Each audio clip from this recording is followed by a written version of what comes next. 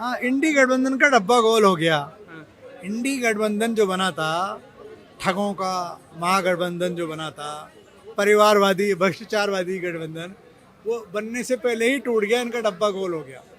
अब रही बात चॉइस की, चॉइस में जितना मोदी जी ने जो काम किया है, विकास कार्य किए हैं, जनता हिंदुस्तान का हर बच्चा बच्चा चाहता है कि मोदी जी आए। और जब तक मोदी जी का स्वास्थ्य, मैं कहता हूँ चॉइस नहीं 34 तक मोदी जी को कोई टक्कर में नहीं है, दूर दूर तक नहीं कोई पड़े चक्कर में, टक्कर में है ही नहीं मोदी के 34 तक। 29 का महिला आरक्षण 26 को हो जाएगा, अभी 400 पार, 29 में 500 पार, फिर जब मोदी 34 रहेंगे तो और लोग इसको वोट देंगे।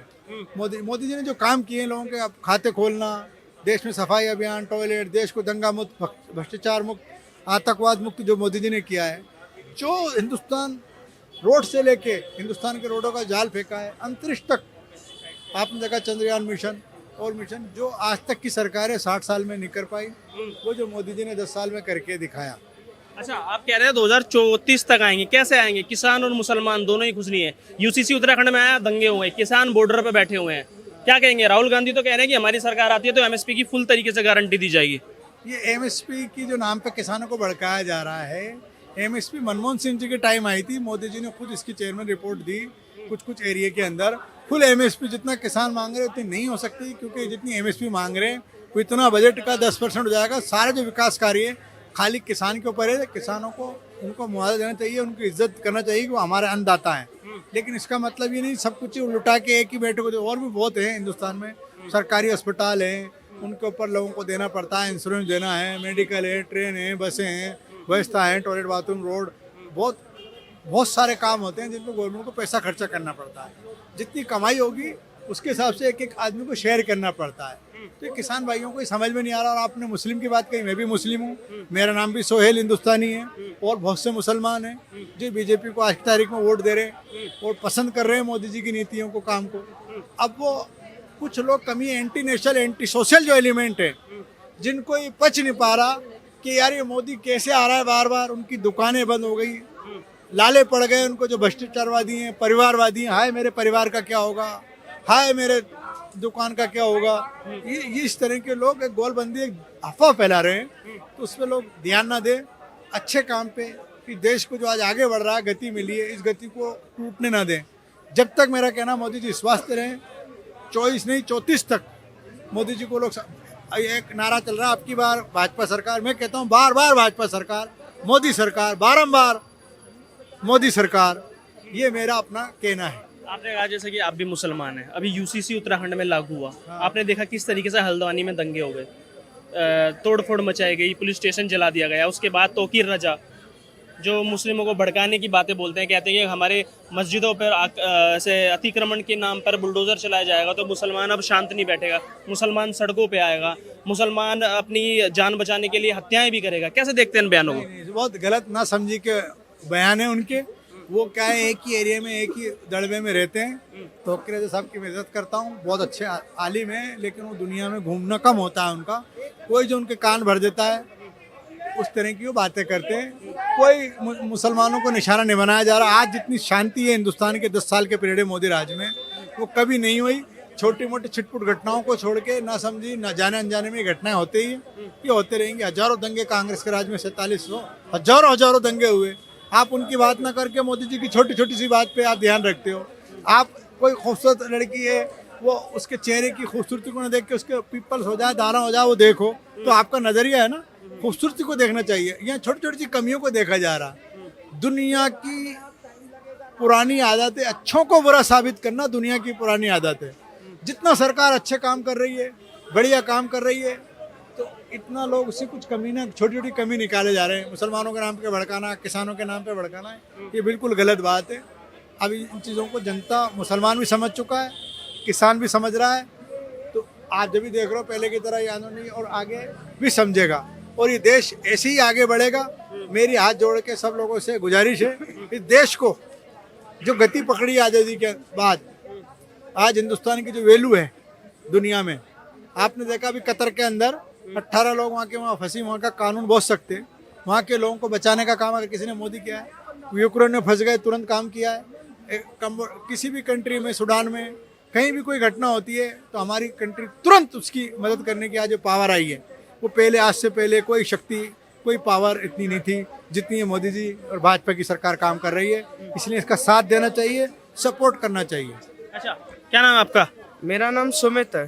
सुमित जी, ये बताइए, समाजवादी पार्टी ने उत्तर प्रदेश में कांग्रेस के साथ जो गठबंधन था उससे कहीं ना कहीं हाथ खींच लिया है। 16 सीटों पे पहले उम्मीदवार घोषित कर दिए थे, 11 सीटों पे कल उम्मीदवार घोषित कर दिए।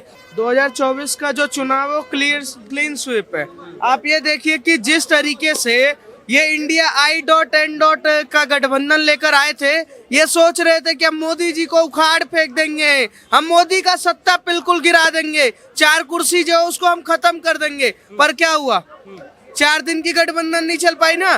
ममता बनर्जी सबसे पहले अलग हुई, बिहार से नीतीश कुमार अलग हो गए, अखिलेश यादव हाल ही में अलग हो गए, उसके बाद आप जाइए तो केजरीवाल अलग हो गए।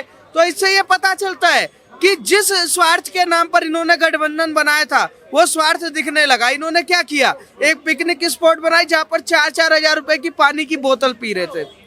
हजारों करोड़ों रुपए का इन्होंने खर्चा किया, इन्होंने जनता से लिया पैसा और उसको क्या नाम है अपने अय्यासी और आराम में लगाया। विचार जब तक नहीं मिल सकते तो तब तक का क्या गठबंधन? आप विरोध किस बात का कर रहे हैं नरेंद्र मोदी का? आप किसी सरकार का विरोध करेंगे तो उसके भ्रष्टाचार पे करेंगे, उसके आइडियोलॉजी पे करेंगे, या किस तरीके से सरकार ने तुष्टीकरण किया उस पे करेंगे। नरेंद्र मोदी सरकार इसमें सबसे अव्वल। उन्होंने क्या किया? भ्रष्टाचार में 0 टॉलरेंस, कोई भ्रष्टाचार का रिपोर्ट नहीं साबित कर पा रहे ये।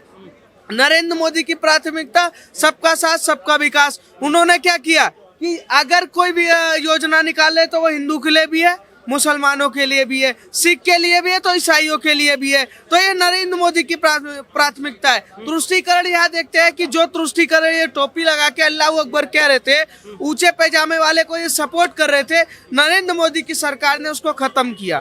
मोदी जी ने बोला देश की जनता हमारे लिए देश की जनता है, हम उसको किसी धर्म जाति विशेष में नहीं बांट सकते। मोदी जी ने राम को आगे बढ़कर और राष्ट्र धर्म राम से देव की बात की, इसलिए नरेंद्र मोदी सत्ता में आ रहे। इन्होंने क्या बात की कि जी हम आएंगे तो सबसे पहले हम क्या काम करेंगे, अपने फाइल जलाएंगे। जी हम आएंगे तो हम नौकरियां निकलवाएंगे। आपकी जिस सरकार में राज्य में सरकार है, आप नौकरी क्यों नहीं निकाल पा रहे हो? इनकी प्राथमिकता ये रह चुकी है कि वो कांग्रेस जो 55 साल से देश में राज करती हुई आ रही थी, आज उसकी इतनी बड़ी मजबूरी हो गई है कि क्षेत्रीय दलों से गठबंधन करने के लिए मजबूरी है, पर वो भी गठबंधन के लिए तैयार नहीं हो रहे।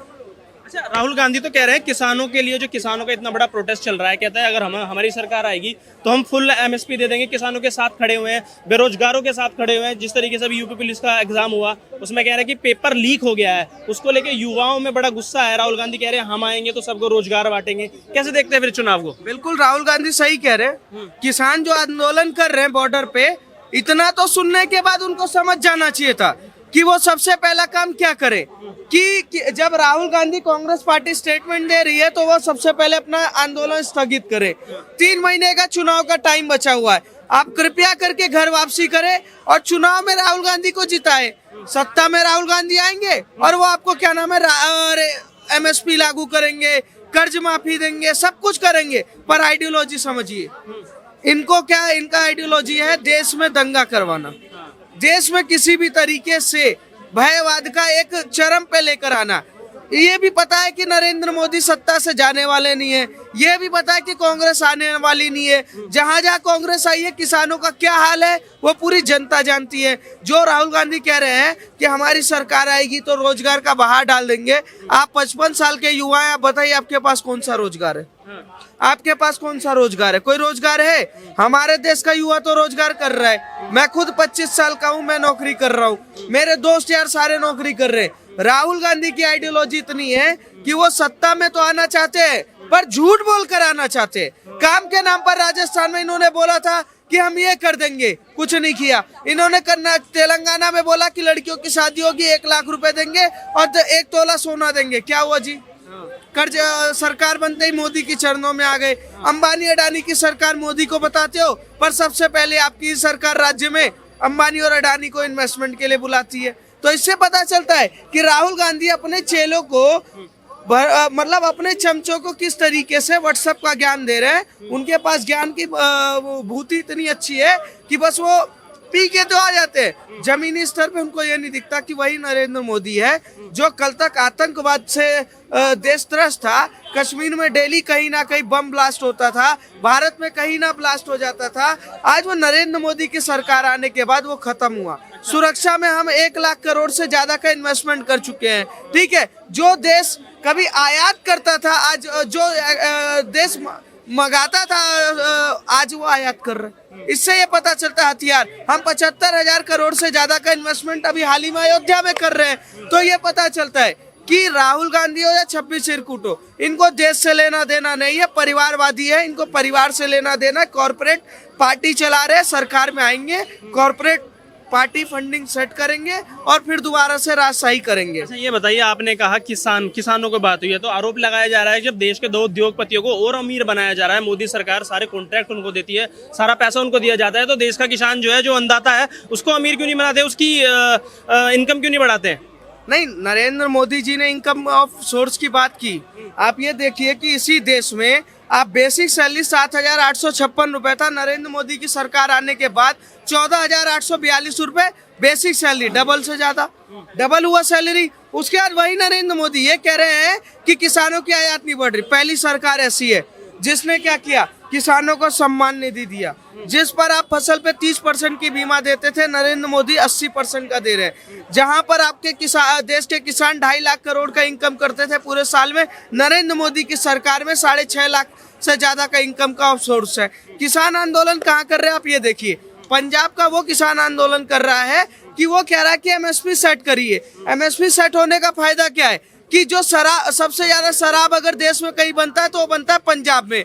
अब अगर एमएसपी सेट हो जाएगा तो ये जो गेहूं है ये बेचेंगे किसको, वहां के कारोबारियों को। अच्छे दाम पे जब सड़े हुए गेहूं बेचेंगे तो शराब के दाम पर पैसा आएगा, तो उसको ये चाहते हैं। कहीं आपने देखा कि मध्य प्रदेश का किसान उस आंदोलन में दिख रहा है, कहीं आपने देखा कर्नाटक का दिख रहा है, कहीं देखा आपने तेलंगाना का दिख रहा है, कौन दिख रहा है, पंजाब का।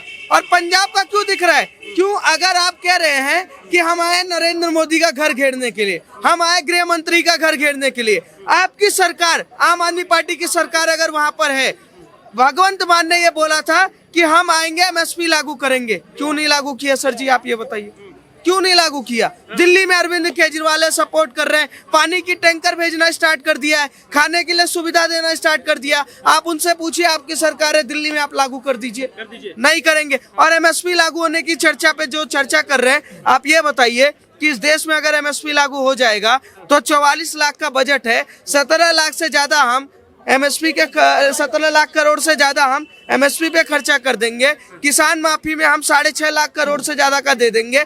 10,000 पेंशन में हम 12 लाख करोड़ से ज्यादा का दे देंगे। 70% हम बजट का दे देंगे। तो हमारा सुरक्षा इंफ्रास्ट्रक्चर क्या करेगा? हमारे स्कूल की सारा जो देश है वो कैसे चलेगा? 30% में हम चलाएंगे क्या?